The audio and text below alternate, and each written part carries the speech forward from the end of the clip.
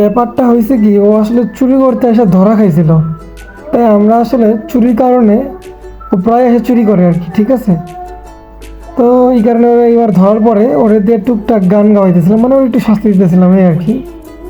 ছোটোবেলা হয়, ওরে তো আর মারা যায় না, ওকে দিয়ে গান গাওয়া শাস্তি দিচ্ছিলাম আর আমরা মজা নিচ্ছিলাম এই। তো বাকিটা তারা ভিডিওতেই দেখেন।